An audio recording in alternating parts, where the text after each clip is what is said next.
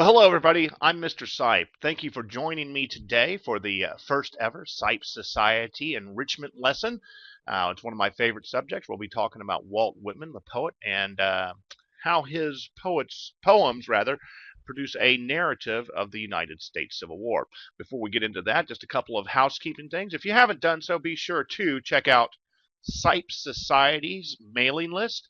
If you want free stuff like this, if you want resources like the homeschool guide to social studies and many more, look forward to signing up on this list, and we'll be getting those items out to you on a weekly basis. So again, Sipe Society mailing list.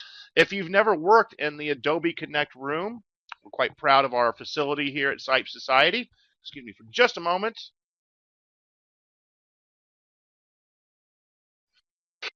Pardon me, I did not want to cough in the microphone for that one. But again, if you aren't familiar with the system here, take a look over on this side. You're going to see the web links 10.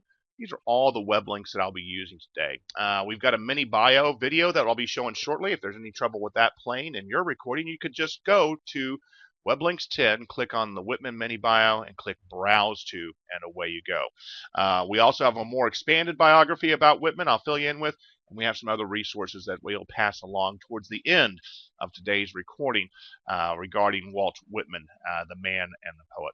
So who was Walt Whitman? He is perhaps no doubt one of America's greatest poets, sometimes referred to as the Bard of Democracy.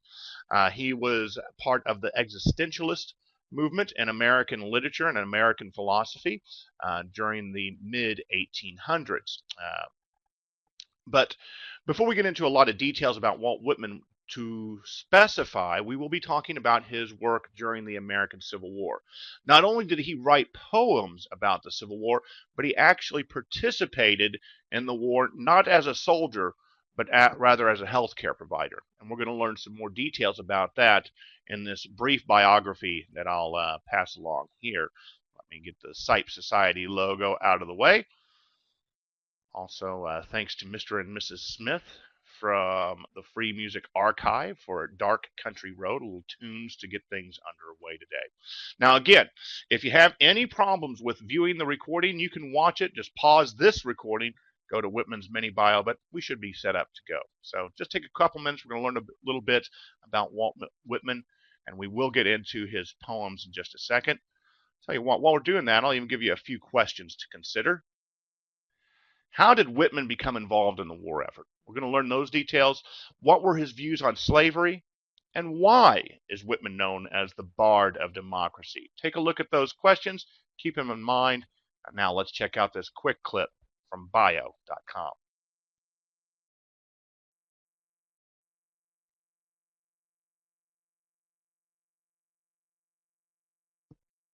And there you have it, the good gray poet, but not always regarded as such. We did learn a little bit about his actions in the Civil War.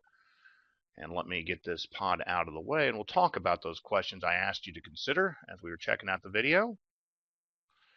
Let me just bring this pod out here real quick. So how did Whitman become involved in the war effort? Well, his brother had gone off to fight and became injured. Initially, Whitman was concerned that he might have actually lost his life in battle, but he was able to locate him in a Washington, D.C. hospital and aided in his recovery. But he stayed on after his brother had improved and was able to return home to aid other soldiers. And it is those experiences that we're going to explore a little bit in the poetry today.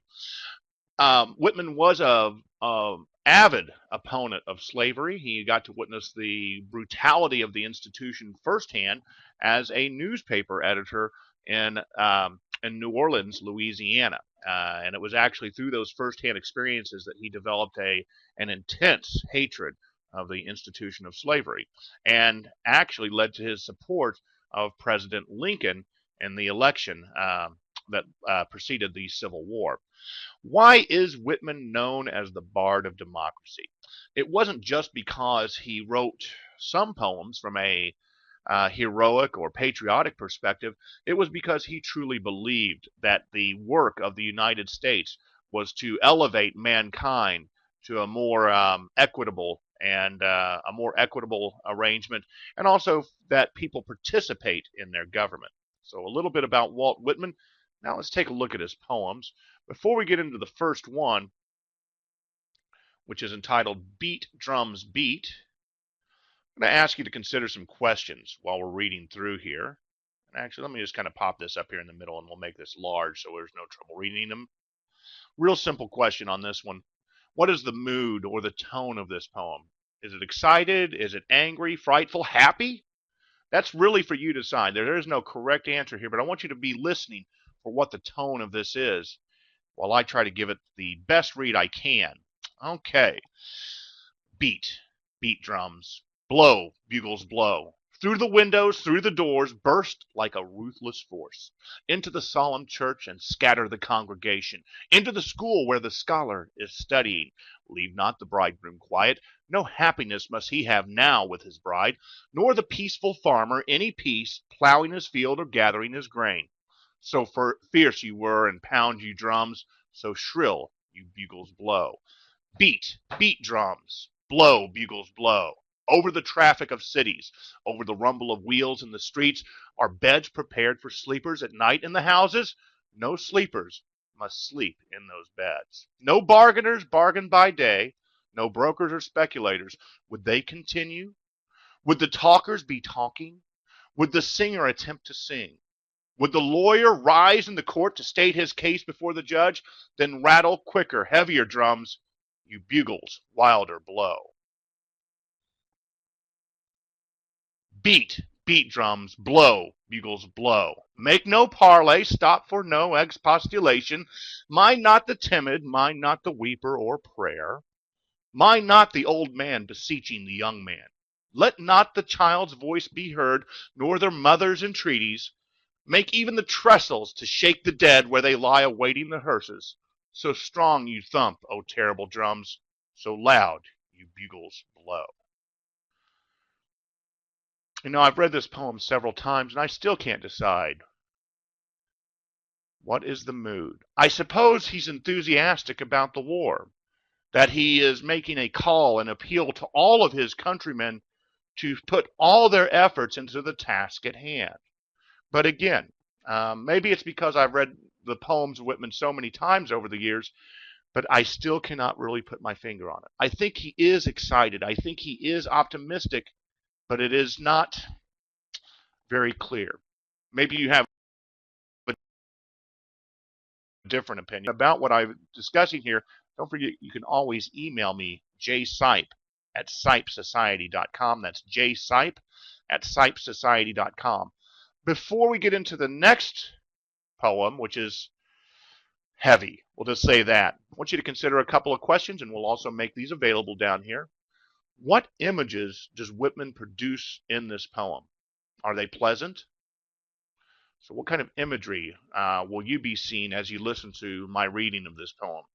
How does this poem compare, and I apologize for the spelling error, unfortunately I do not have spell check in my pods here in the Adobe meeting room, but how does this poem compare to Beat, Beat Drums? So again, what images and how does it compare to Beat, Beat, Beat? We'll have these questions down here in the corner.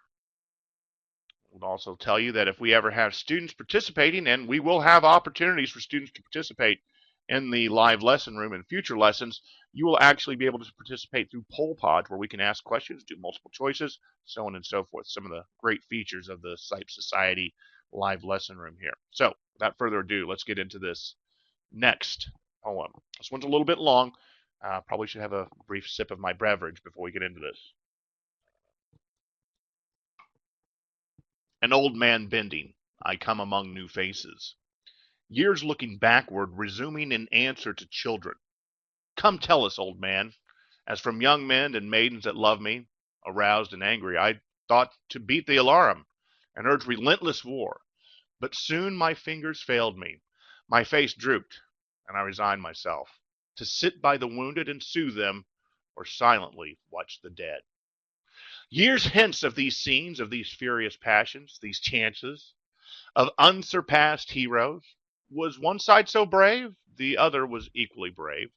Now be witness again, paint the mightiest armies of earth. Of those armies so rapid, so wondrous, what saw you to tell us? What stays with you latest and deepest? Of curious panics, of hard-fought engagements, or sieges tremendous? What deepest remains? O maidens and young men I love and that love me, what you ask of my days, those the strangest and sudden your talking recalls? Soldier alert, I arrive after a long march, covered with sweat and dust. In the nick of time I come, plunge in the fight, loudly shout in the rush of successful charge. Enter the captured works, yet lo, like a swift running river they fade, pass and are gone they fade. I dwell not on soldiers' perils or soldiers' joys. Both I remember well, many of the hardships, few the joys, yet I was content.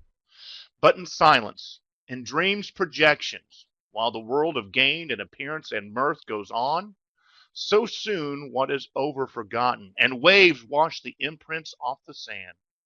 With hinged knees, returning, I enter the doors, while for you up there, whoever you are, follow with noise and be, follow without noise and be of strong heart. Bearing the bandages, water and sponge, straight and swift to my wounded I go, where they lie on the ground after the battle brought in, where their priceless blood reddens the grass, the ground, or to the rows of the hospital tent, or under the roofed hospital. To the long rows of cots up and down each side I return. To each and all, one after another, I draw near, not one do I miss.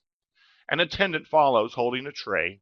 He carries a refuse pail, soon to be filled with clotted rags and blood, emptied and filled again. I onward go. I stop, with hinged knees and steady hand, to dress wounds. I am firm with each. The pangs are sharp yet unavoidable. One turns to me his appealing eyes. Poor boy, I never knew you. Yet I think I could not refuse this moment to die for you, if that would save you. On I go. Open doors of time, open hospital doors. The crushed head I dress. Poor crazed hand. Tear not the bandage away. The neck of the cavalryman with the bullet through and through I examine. Hard the breathing rattles. Quite glazed already the eye, yet life struggles hard. Come, sweet death. Be persuaded, O beautiful death. In mercy, come quickly. From the stump of the arm, the amputated hand, I undo the clotted lint, remove the slough, wash off the matter and blood. Back on his pillow, the soldier bends with curved neck and side-falling head. His eyes are closed, his face is pale. He dares not look on the bloody stump, and has not yet looked on it. I dress a wound in the side, deep, but a day or two more, for see the frame all wasted and shrinking, and the yellow-blue countenance see. I dress the perforated shoulder, the foot with the bullet wound, cleanse the one with a gnawing and putrid gangrene, so sickening, so offensive, while the attendant stands aside me, holding the tray and pail. I am faithful, I do not give out. The fractured thigh, the knee, the wound in the abdomen, these and more I dress with impassive hand, yet deep in my breast a fire, a burning flame. Thus in silence and dreams' projections, returning, resuming, I thread my way through the hospitals. The hurt and wounded I pacify with soothing hand. I sit by the restless all the dark night. Some are so young, some suffer so much. I recall the experience sweet and sad. Many a soldier's loving arms about this neck have crossed and rested. Okay, the wound dresser. So what about that imagery? No, anything but pleasant.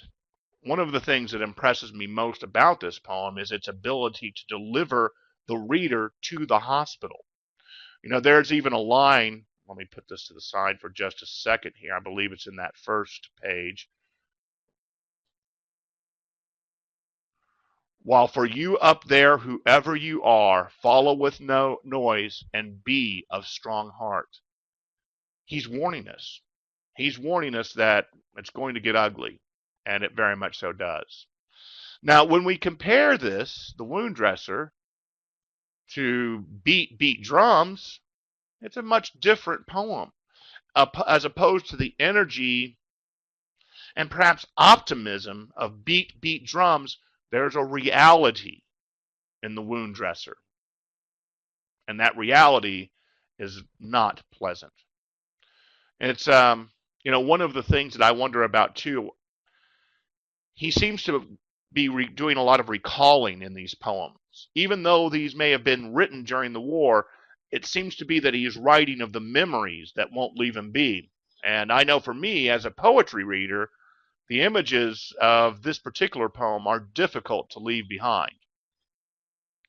Okay, with the wound dresser out of the way, we'll move on to our next poem called The Ashes of Soldiers. It's a much shorter piece, and I want you to consider just a simple question or two. Do you think this poem was written during or after the war? During or after the war? Again, I apologize. Can't stand the typographic errors, but I still make them. And do you think Whitman mourns for Union or Confederate soldiers in this poem? So do you think he's writing this for the Union or Confederate soldiers? Do you think this happened before or during during or after the war? Put the questions down here if you want to revisit them a little bit while I am reading. Again, let me take a sip of my lovely beverage, and let's give this a go. Ashes of soldiers, south or north. As I muse, retrospective, murmuring a chant in thought, the war resumes, again to my sense, your shapes, and again the advance of the armies, noiseless as mists and vapors, from their graves in the trenches ascending, from cemeteries all through Virginia and Tennessee, from every point on the compass out of the countless graves, in wafted clouds, in myriads large, or squads of twos or threes, or single ones they come, and silently gather round me. Now sound no note, O trumpeters, not at the head of my cavalry parading on spirited horses, with sabers drawn and glistening, carbines by their thighs. Ah, my brave horsemen, my handsome, tan-faced horsemen, what life, what joy and pride, with all the perils were yours. Nor you drummers, neither at reveille at dawn, nor the long roll alarming the camp, nor even the muffled beat for burial. Nothing from you this time, O drummers, bearing my warlike drums. But aside from these and the marts of wealth and the crowded promenade, emitting around me comrades close, unseen by the rest and voiceless. The slain elate and alive again, the dust and debris alive.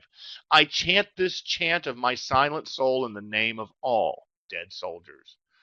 Faces so pale with wondrous eyes, very dear, gather closer yet, draw close, but speak not.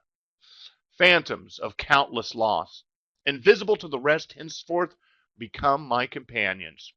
Follow me ever, desert me not while I live. Sweet are the blooming cheeks of the living, sweet are the musical voices sounding, but sweet, sweet are the dead with their silent lives. Dearest comrades, all is over and long gone, but love is not over, and what love, O comrades? Okay, Ashes of Soldiers. During or after the war? This was actually written during the war. During the war. But it also speaks to the impact of working in the hospital was having on Whitman. And again, we can kind of chart this. We go from the person who is ready to get the battle going and beat drums beat. And I think it's interesting that we actually have that.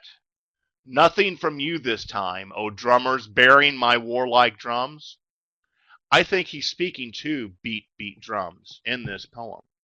But we go from that high energy beat, beat drums to the reality of the wound dresser to the mortality of the ashes of soldiers. But the story is far from over. Now, the other question we wanted to take here, do you think Whitman mourns for Union or Confederate soldiers in his poem? He mourns for both. I think that's pretty plain to see, and he even names that, I believe, in the first line. Let me put this over here to the side.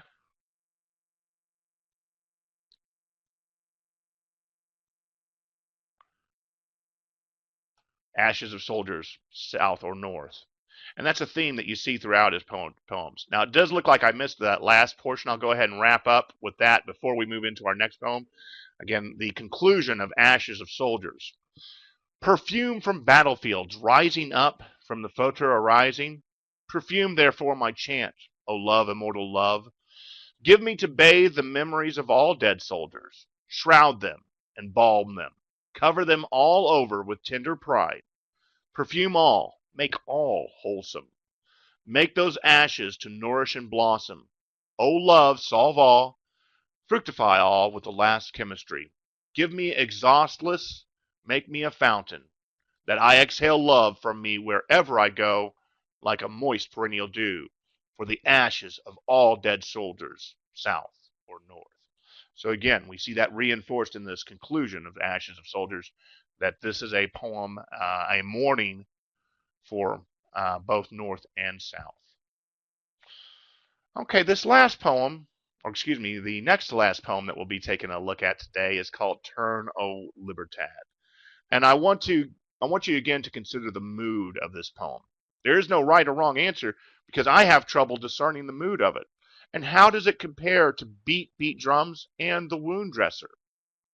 So again, be thinking in terms of conclusion and what is the mood of our next poem. Let me put the questions down here and you can review these during the course of the reading if you'd like.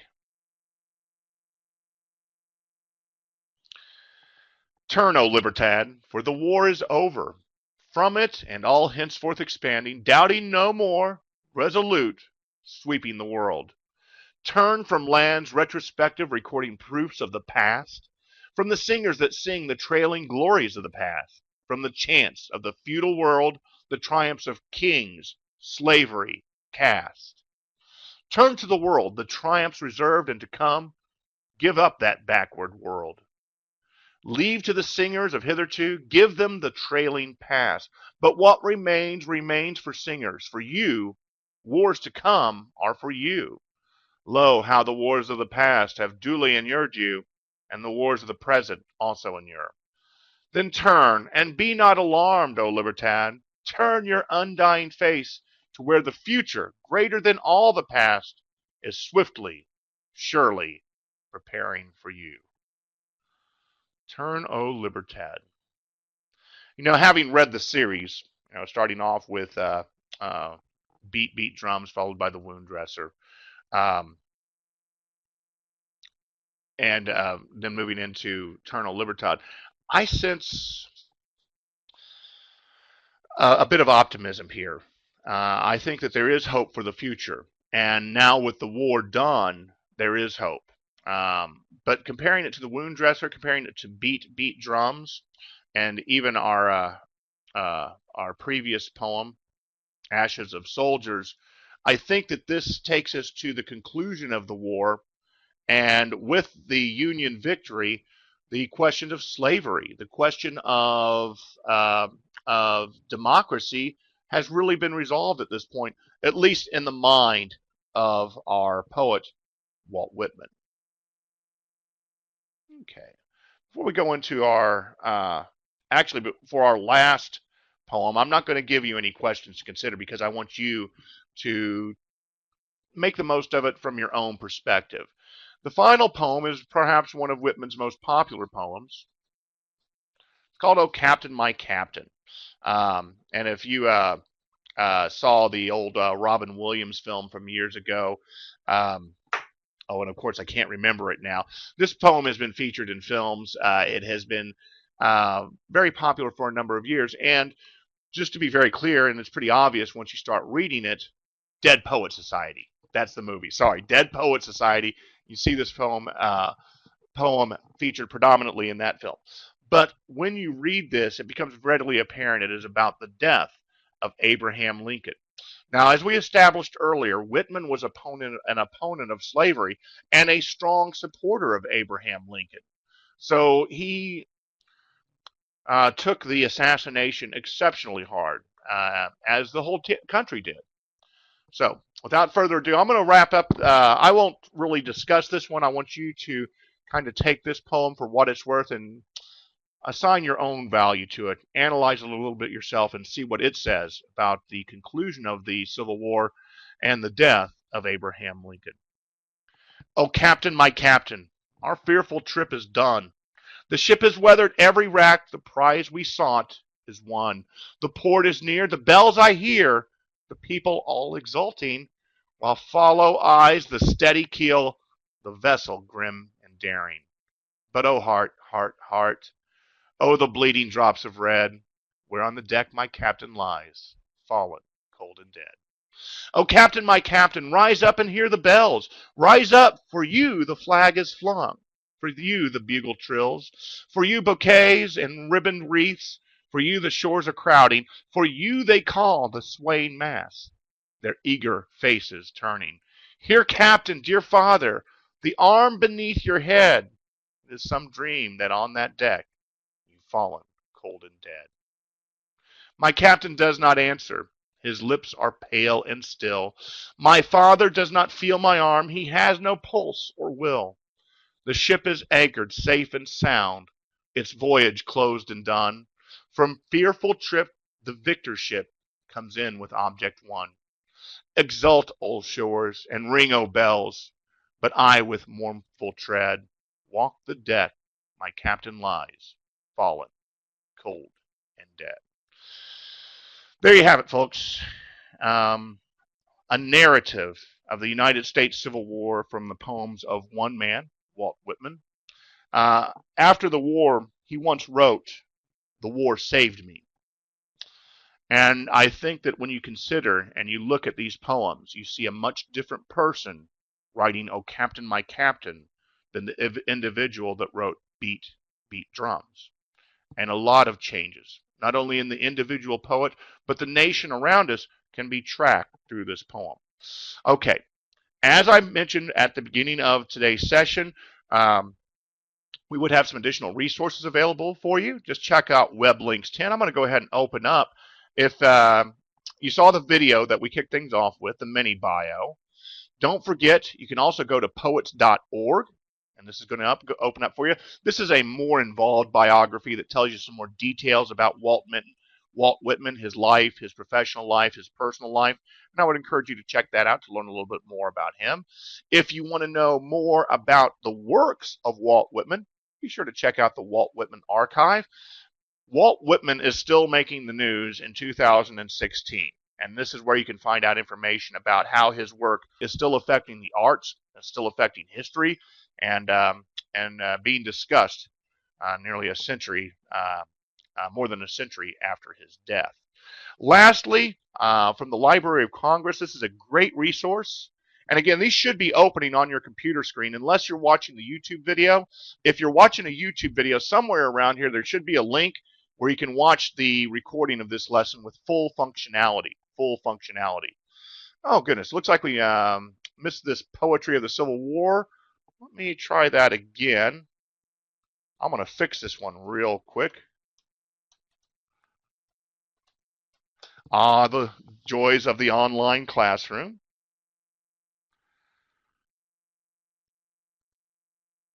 I'll put this in our web links. Apparently there was a problem with my first go on it. And boom, it should be opening up in your computer right now. Not only do we learn about poets like Walt Whitman, but we also learn about other poets as well. Including Ralph Waldo Emerson, Herman Melville, and some other information. There's humorous stuff in here. There's stuff that is more serious. There's stuff that is a lot more propaganda. Again, history does not have to be about great people and great events. It can be about the arts. It can be about everyday things like weapons technology. Just off the top of my head, that's an idea that comes.